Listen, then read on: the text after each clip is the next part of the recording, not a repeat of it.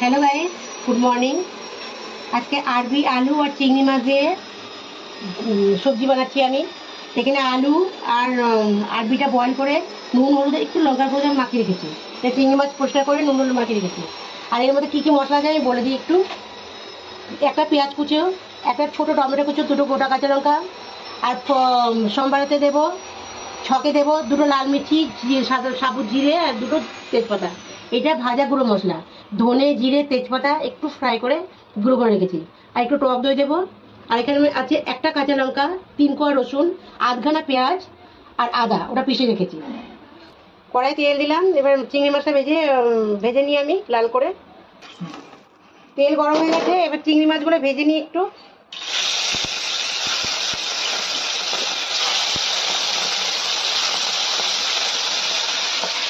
এটা সাদা রিভার চিংড়ি, নদীর না, সমুদ্রের না।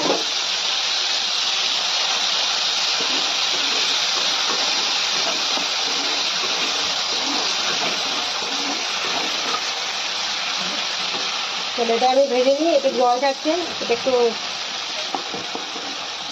চিংড়ি মাছটা ভাজা হয়ে গেছে, এবার এটা আমি তুলে নেব। এবার সুন্দর লাল করে ভেজে নিয়েছি। চিংড়ি মাছটা সুন্দর লাল করে ভাজলে পরে সুন্দর একটা গন্ধও বেরোয়, আর খেতে খুব টেস্ট লাগে। তা হয়ে গেল, এবার আমি এটা তুলে নিচ্ছি।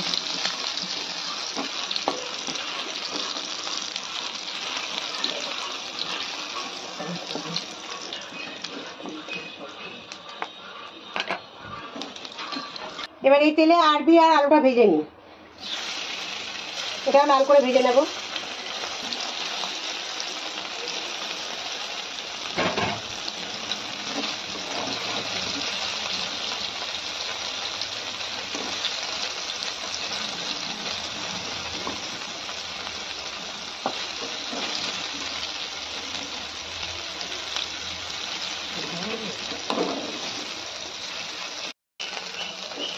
চলো, আমার আরবি আলু ভাজা হয়ে গেছে।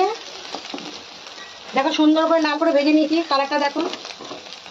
এটাও চিংড়ি মাছের উপরেই তুলে রাখবো।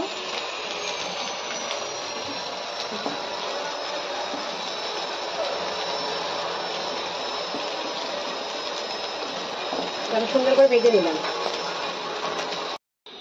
চলো বন্ধুরা, এবার তো সবজিটা বানিয়ে নিই। ওটা ভাজা তুলে রেখেছি যে। এবার প্রথমে তেজপাতা, দুটো লঙ্কার একটু জিরে, এটা দিলে ফ্লেভারটা খুব ভালো আসবে। আর আরবি আর আলুতে এটা খুবই ভালো লাগে। এবার একটা পেঁয়াজ কুচি একটু লাল করে ভেজে নেব।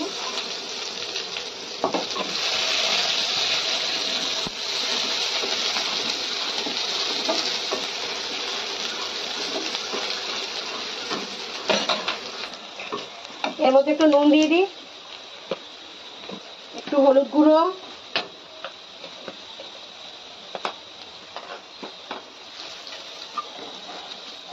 এবার যে মশলাটা বেটে রেখেছি, আদা, একটু রসুন, একটা কাঁচা লঙ্কা, আধা পেঁয়াজ, সেটা দিয়ে দিলাম।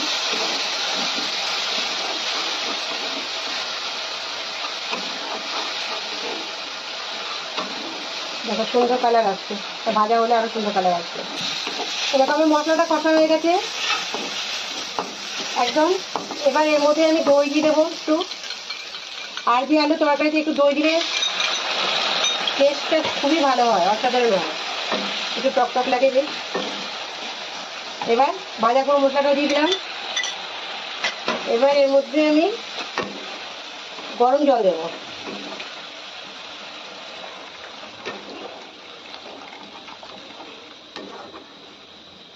গরম জল দিয়ে দিলাম।